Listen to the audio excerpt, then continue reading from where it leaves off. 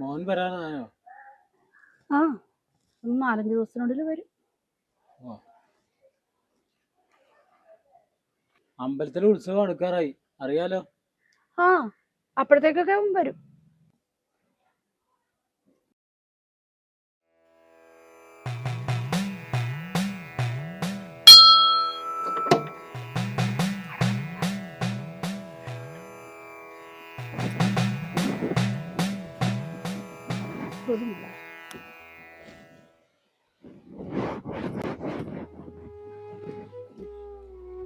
ഇനിയെങ്കിലുമേ കുറച്ചും കൂടെ ഭക്തിയായിട്ടൊക്കെ ദൈവത്തോട് അടുത്ത് പെരുമാറണം കേട്ടോ മോളെ.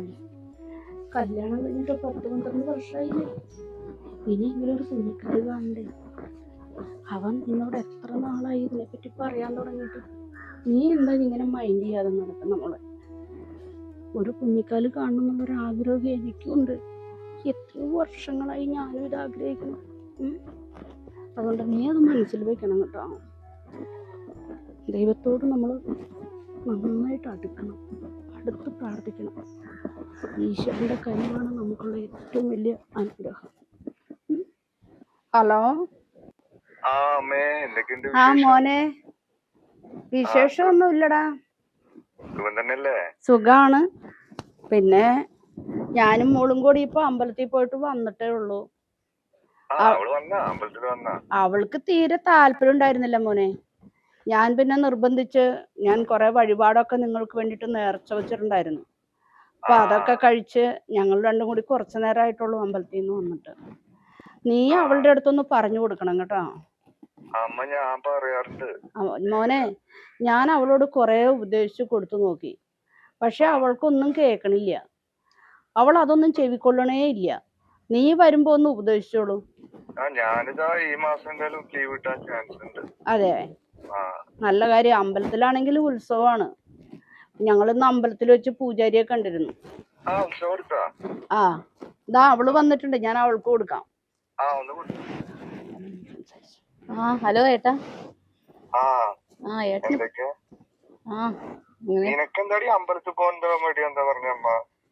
ഇല്ല ഏട്ടാ, ഞങ്ങൾ പോയല്ലോ. അറിയാലോ, അമ്മക്ക് നമുക്ക് വേണ്ടി കഷ്ടപ്പെട്ട് എത്ര പ്രാർത്ഥിക്കുന്ന അറിയുന്നല്ലേ. അപ്പൊ പ്രായമായിട്ട് വരല്ലേ, അതിന്റെ ഒരു ആഗ്രഹം ഉണ്ടാവില്ല. കുഞ്ഞിക്കാല് കാണാനുള്ള ആഗ്രഹം ഉണ്ടാവില്ല. ഏട്ടൻ എപ്പോഴാ വരുന്നേ? ഞാന് ഈ മാസം വരാൻ ചാൻസ് ഉണ്ട്. ലീവിന്റെ അപേക്ഷിച്ചുണ്ട്. നീ അമ്മ പറയുന്നത് കേട്ടിട്ടാ. വഴിപാട് കാര്യങ്ങളൊക്കെ എന്താന്ന് വെച്ചാ അതുപോലെ ചെയ്യ് കേട്ടാ. നമ്പൂരി അവരെ നല്ല ആളാണ്. അയാള് ഒരുപാട് പ്രാർത്ഥന ഒരുപാട് ആൾക്കാർക്ക് സാധ്യത ഉണ്ടായിട്ടുണ്ട്. കുഞ്ഞിക്കാല് കാണാനുള്ള ആഗ്രഹിക്കുന്നവർക്ക് എത്ര പേരാണ്. ഞാൻ എന്റെ ആൾക്കാരെ വേറെ ആൾക്കാരൊക്കെ പറയുന്നത്. അപ്പൊ അമ്മ പറയുന്ന പോലെ അവിടെ പോയി പ്രാർത്ഥിക്കും. എന്തൊക്കെ വഴിപാടുകൾ ഉണ്ടാക്കി ചെയ്യും. വേറെന്തൊക്കെയാ? വേറെന്താ വിശേഷം? ഏട്ടനെ കാണണം എനിക്ക്. ഏട്ടനൊന്ന് വാവേക്കോ. ഏട്ടൻ വന്നാ മതി ഏട്ടാ, ഒന്നും കൊണ്ടുവരൊന്നും വേണ്ട. നീ അത് അമ്മ പറയുന്നത് കേട്ടിട്ടാ. അതേപോലെ തന്നെ ചെയ്യും. അമ്പലപ്പോക്കൊന്ന് മുടക്കാതിരിക്കാട്ടാ. ആയിക്കോട്ടെ ഏട്ടാ. ശരി, എന്നാല് അമ്മയോട് പറ. ശരി, കട്ട് ചെയ്യാണ്ട് പറയാം. അമ്മ ഇതാ ഏട്ടൻ.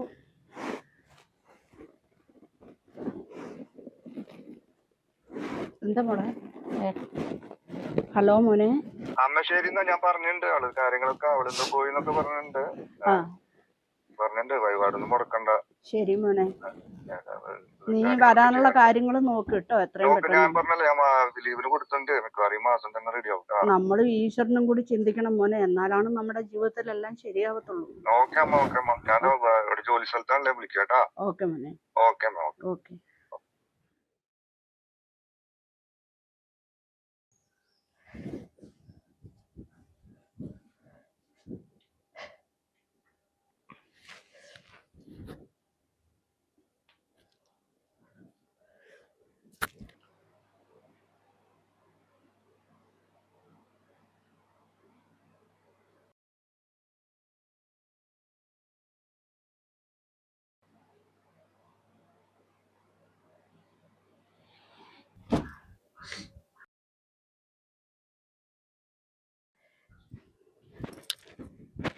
മതി ഫോൺ കളിച്ചത്.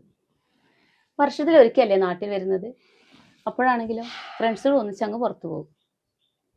എൻ്റെ ആഗ്രഹങ്ങളും മോഹങ്ങളൊക്കെ ഞാൻ എവിടെ കൊണ്ടായി തീർക്കേണ്ടത്? എന്താ അടിയത്?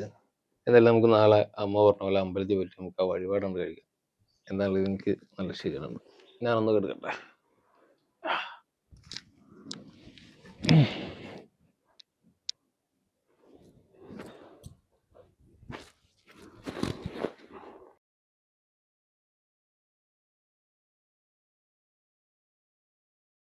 സർവാർത്ഥ സ്വാതികേ ശരണ്യേ ത്രയംബകേ ഗൗരി നാരായണി നമോസ്തുതേ. സർവമംഗളമംഗല്യേ ശിവേ സർവാർത്ഥ സ്വാതികേ ശരണ്യേ ത്രയംബകേ ഗൗരി നാരായണി നമോസ്തുതേ. ഗുരുവായൂരപ്പ എന്റെ വിളി മോളെ.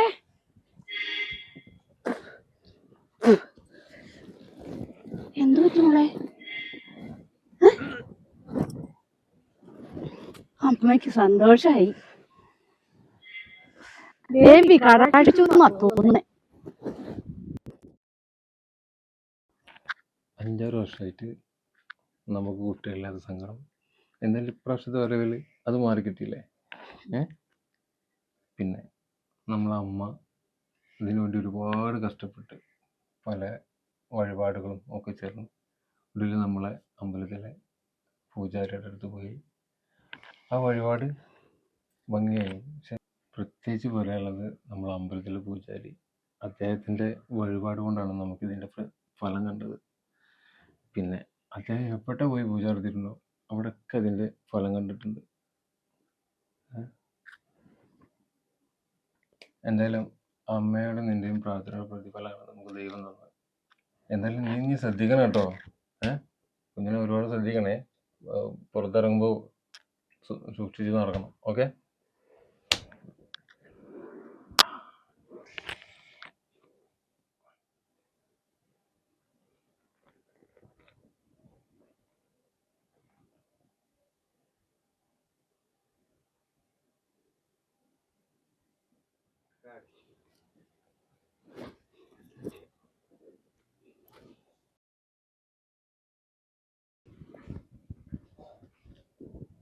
കർമ്മങ്ങളെല്ലാം ചെയ്തിട്ടുണ്ട്. അമ്മ വന്നത് പറയുക എല്ലാം ശുദ്ധമായിട്ടുണ്ട് കേട്ടോ. എന്നാ ഞാനങ്ങ് പോട്ടെ. പൂജാരി ഇവിടെ നിൽക്ക്. പൂജാരി ഈ കർമ്മം മാത്രം ചെയ്താൽ പോരാ, മറ്റു ചില കർമ്മങ്ങൾ കൂടി പൂജാരി ചെയ്തു തീർക്കാനുണ്ട്. എങ്കിൽ മാത്രമേ പൂജാരിയുടെ കർമ്മം പൂർത്തിയാവുകയുള്ളൂ.